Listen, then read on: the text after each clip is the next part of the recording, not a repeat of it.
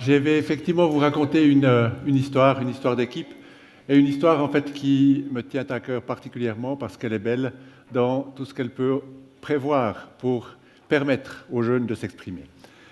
On a depuis en fait un certain temps dans la vision de l'enseignement beaucoup en fait de choses à vouloir dire, à vouloir exprimer, mais pas toujours les bons créneaux pour pouvoir en fait le faire.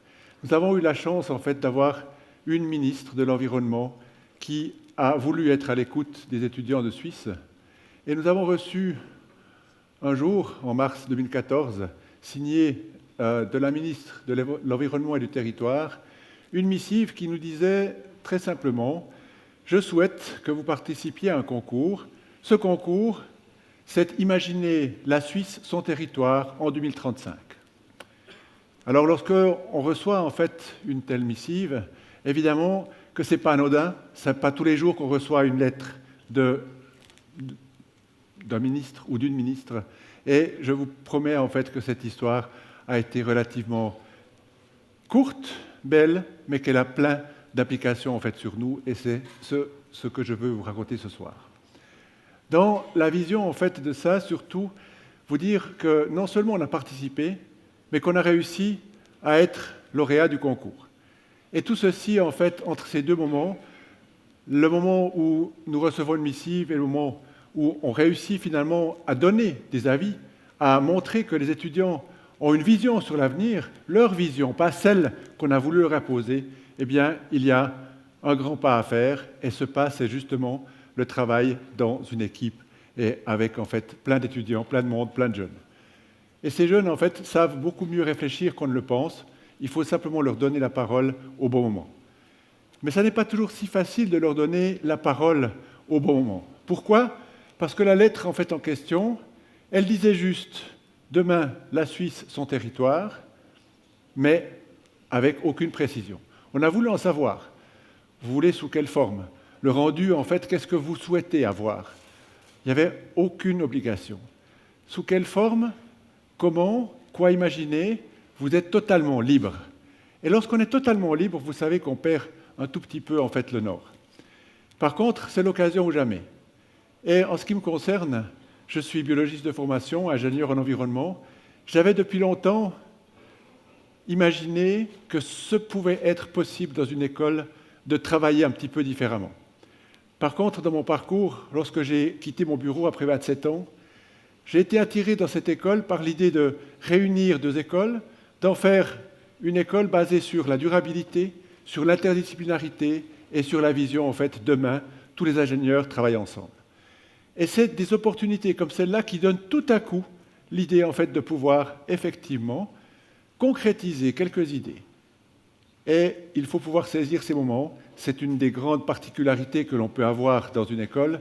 Nous n'avons pas vraiment d'obligation autre que celle d'enseigner, de faire de la recherche, mais avec beaucoup de liberté. Mais encore faut-il avoir l'occasion de les prendre, ces libertés. Et alors, forcément, avec plein d'enthousiasme, j'ai envoyé la lettre et j'ai invité tous les partenaires des différentes filières, on en a 9 dans l'école, à participer à cet événement. Et c'est le premier point de chute totalement, en fait, difficile à vivre, c'est-à-dire, en gros, la réponse « pas le temps ». C'est-à-dire qu'en fait, en mars, pour prévoir en fait un rendu en septembre, organiser le tout avec des étudiants si possible, alors que les grandes vacances, vous le savez, commencent à peu près à mi-juin dans les hautes écoles, on se retrouve effectivement avec des gens qui vous répondent « j'ai pas le temps, j'ai pas la possibilité en fait de finalement organiser quelque chose » et je me retrouve avec un gros problème sur le bras. À partir de là, c'est la première chose que j'ai dû faire, et peut-être la seule. J'ai dû tuer la créativité. C'est-à-dire, en fait, que ce que je voulais, évidemment, c'était amener à imaginer, à créer quelque chose, une idée. Et à partir de là, la première chose que j'ai dû faire, c'est donner un ordre de marche, et en disant, en fait, ce n'est pas un choix, c'est une obligation de répondre à notre ministre. Alors ça commence mal, évidemment. À partir de là, en fait, on se retrouve dans une situation d'imaginer que nous devons obliger un petit peu les gens à devoir être créatifs. Par contre, lorsqu'on leur explique vraiment les enjeux de visibilité, les enjeux généraux, en fait, de pouvoir enfin utiliser une liberté pour s'exprimer et oser dire que l'on existe, qu'on n'est pas dans des boîtes, c'est effectivement quelque chose d'important. Alors on a commencé effectivement à réunir tout le monde, et à partir de cette vision de dire on est totalement libre, on a quand même pris le temps de se dire dans quel sens on réduit notre liberté. C'est déjà une grande liberté de pouvoir le faire tout seul. Et dans ce sens-là, nous avons en fait commencé à imaginer, à dire, eh bien évidemment, on va essayer de travailler sur une évolution du développement durable, on va essayer de travailler avec la vision de l'innovation, mais tout de suite on s'est posé la question, c'est quoi l'innovation ? Et nous avons eu alors très rapidement aussi un consensus, et je pense que là, ce n'est pas pour rien qu'on est dans une même école. L'innovation, d'après en fait mes collègues économistes, c'est toujours en fait lié à une valeur ajoutée économique, généralement une production. Et nous avons pris quelques exemples pour bien nous montrer que ce que ces économistes nous disaient n'était pas la panacée et qu'on pouvait aller en fait beaucoup plus loin. Vous connaissez tous ce genre d'innovation. En plus de ça, c'est le must, les clean tech aujourd'hui. Lorsqu'on n'est pas clean et qu'on n'est pas technologique, on n'est rien dans le monde de l'industrie. Eh bien, ces clean tech vous fabriquent des belles choses comme celle-là. Vous avez tous certainement eu une fois la tentation ou déjà utilisé ce genre de petits lampadaires pour vos jardins. C'est effectivement une technologie dans laquelle on peut dire je mets de la lumière, c'est le soleil en fait qui me le recharge le jour, la nuit en fait je ne consomme rien. Et en fait pourquoi alors au bout de 5 ans, ça n'a pas duré plus que 5 ans, vous retrouvez tous ces petits lampadaires avec le plastique, le fer et l'ensemble du silicium qui forment les petits en fait, panneaux solaires, vous les retrouvez à la déchetterie. Tout simplement parce que vous en avez marre de voir les différentes étoiles dans votre jardin, vous préférez les voir là-haut. Vous en avez marre de voir la lumière partout alors que vous préférez rentrer de temps en temps aussi en appréciant en fait la nuit. Et surtout, il y a la pérennité en fait de ces engins. Et c'est typiquement quelque chose où on n'a pas du tout imaginé que ces technologies dites clean pouvaient avoir des impacts environnementaux. Et pourtant, c'est important. Donc on a dit, en tout cas, on ne veut pas ça. La deuxième chose, en fait, qu'on a dit aussi, c'est on ne veut pas du faux. C'est-à-dire, vous imaginez une belle villa, et aujourd'hui, les architectes, puisqu'on forme aussi des architectes, sont évidemment tous branchés sur la villa de demain. La villa aussi, en fait, dite Minergie, ou voire même Minergie Plus, ou simplement autosuffisante, voire même productrice. À partir de là, on se retrouve à avoir, la plupart du temps aujourd'hui, ces belles villas dites Minergie, qui sont construites à Pétaouchnok, quelque part, en fait, très très loin d'où on habite, parce que ça coûte un peu plus cher, et donc on va chercher le terrain le plus loin possible pour être le moins cher, pour compenser en fait le prix de la maison Minergie. Résultat des courses, vous vous retrouvez dans un coin où l'hiver, il faut pouvoir se déplacer, donc il faut changer la voiture en 4x4. Deuxièmement, il n'y a pas en fait du tout encore de transport en commun, donc les enfants, il faut les apporter, donc il faut une deuxième voiture, et vous vous retrouvez avec une maison Minergie, mais avec 2 4x4 pour pouvoir en fait y vivre dedans. On a en fait tout de suite imaginé que ce n'est pas ça qu'on voulait. Alors, la question qu'on pose souvent à un ingénieur a été pour nous de dire, si on prenait des exemples clés de ce qu'on nous a déjà posé comme question, à savoir, dans le problème immense qu'est la circulation de ce flux de personnes entre Lausanne et Genève, entre le train et entre la voiture, de savoir finalement qu'est-ce qui est le plus important pour vous, ingénieur. Est-ce que vous pensez que c'est mieux en fait d'avoir une 3e ligne de train ou une 3e voie de voiture. Puis évidemment, vous aurez en fait toutes les personnes qui vont en fait être les pros et les anti en fait d'une des 2 variantes. Et dans tous les cas, le résultat est le même. On se retrouve à favoriser le déplacement, donc à engorger l'ensemble en fait de nos réseaux. À partir de là, la discussion a vraiment commencé à dire mais une vraie réponse d'ingénieurs et de jeunes qui ont cette vision développement durable et vision en fait d'une génération différente, se poseraient la question différemment. Comment faire pour réduire les déplacements? Et là, l'imagination a été très vite aussi sur la table. Nous allons créer le plus grand club d'échangistes de Romandie. Et ce club d'échangistes, il va échanger villa contre un 5 pièces à Genève, villa à Lausanne contre un 5 pièces à Genève, avec en fait vue sur le lac ou non, mais avec des possibilités effectivement de pouvoir se dire je vais gagner en plus de ça 2 jours dans ma vie, 2 jours, 2 heures dans ma vie tous les jours, et permettre ainsi à échanger pendant 2 ans, 3 ans ou ad aeternam, un ensemble effectivement de biens, de valeurs, et pourquoi pas en fait créer quelque chose qui permette en fait d'aller de l'avant. Et évidemment, comme dans tous les clubs d'échangistes et dans toutes les offres qu'on fait, on peut aller bien plus loin et en fait bien plus s'y entendre. C'était en fait la vision que nous avons voulu donner. Mais aller plus loin veut dire aussi que pourquoi ne pas échanger un banquier de Lausanne contre un banquier de Genève qui habite en fait lui à Lausanne et lui à Genève. Donc aussi en fait une bourse à l'emploi, à échanger. Finalement que les banquiers essayent de mettre des faux comptes à des faux noms par rapport en fait à ça à Genève ou à Lausanne, qu'ils le fassent en fait dans l'un ou dans l'autre, ça revient exactement au même. Donc on s'est dit effectivement qu'on pouvait aller beaucoup plus loin et trouver des solutions où il faut éviter ça. Nous avons donc commencé le vrai travail de brainstorming. Mais pour ça, en fait, on a inculqué une notion très simple, c'est qu'il fallait en fait penser différemment.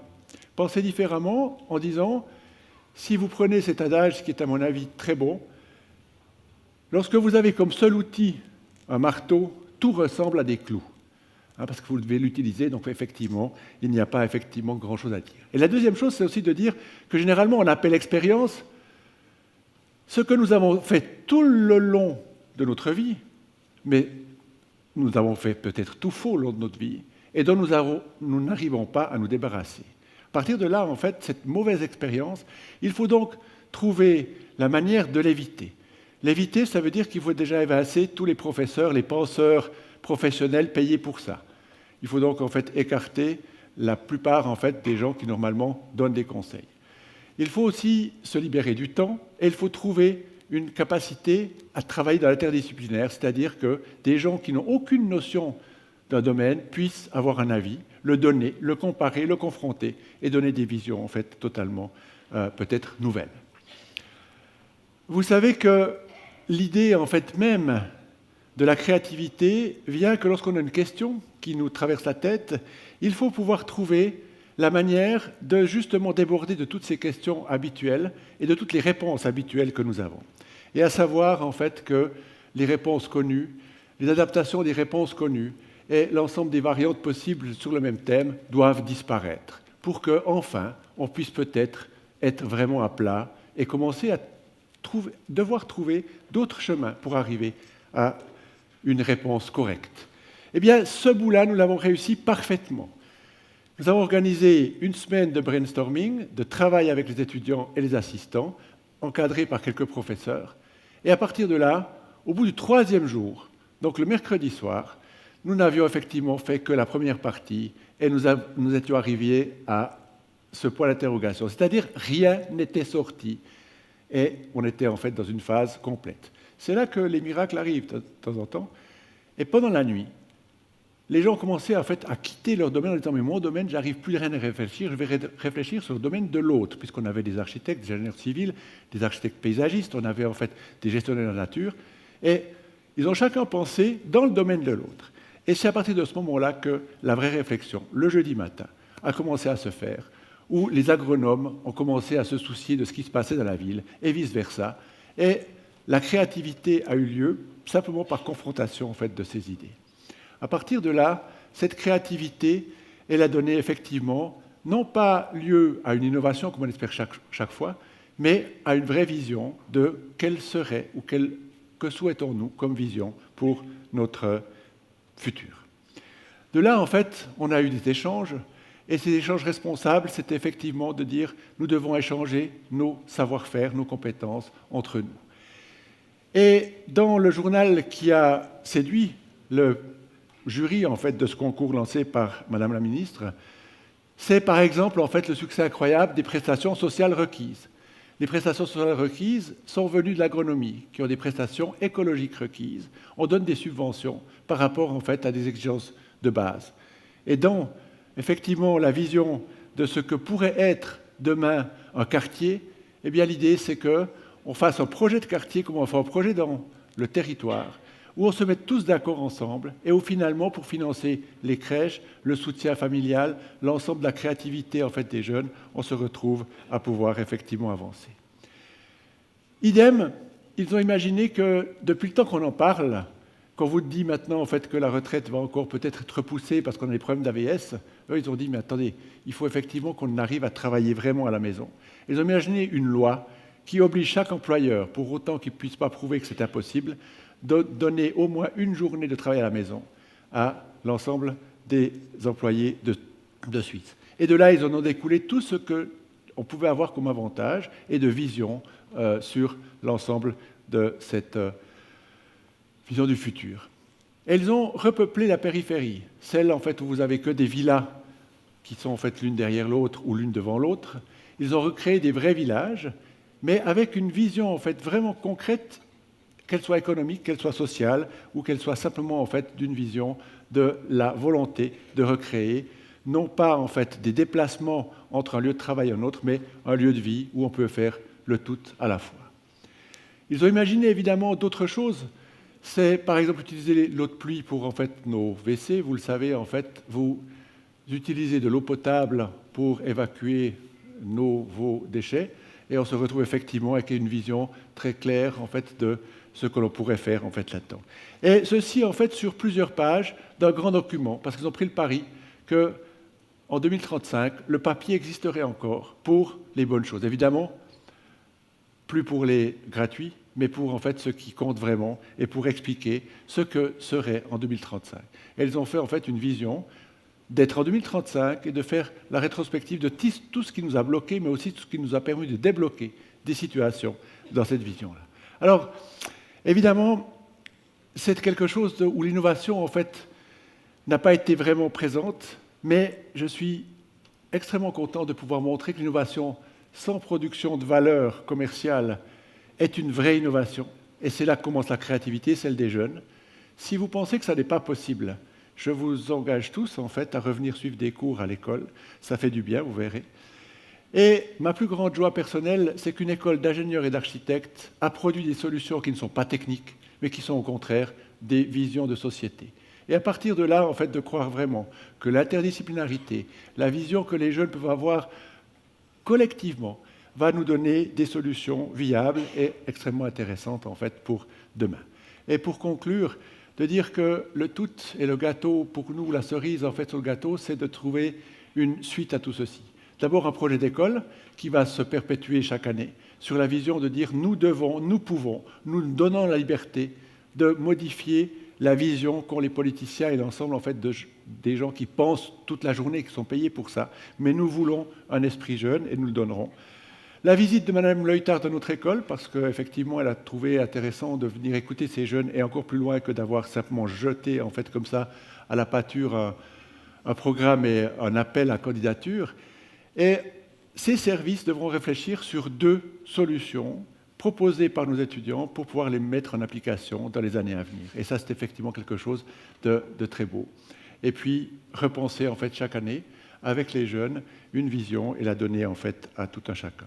En ce qui me concerne, c'est une excellente vision de ce qui m'a amené à être une fois directeur d'une école et de penser, contrairement à ce qui était dit avant, c'est vrai qu'on doit parfois oublier ce qu'on a appris, mais on peut aussi apprendre à mieux apprendre dans les écoles. Et c'est à ce stade-là que je m'arrête pour vous dire que j'ai espoir que nos écoles forment de mieux en mieux les jeunes, vous, les jeunes, de telle manière à pouvoir nous donner un vrai futur avec une vraie liberté. Merci beaucoup. Bravo.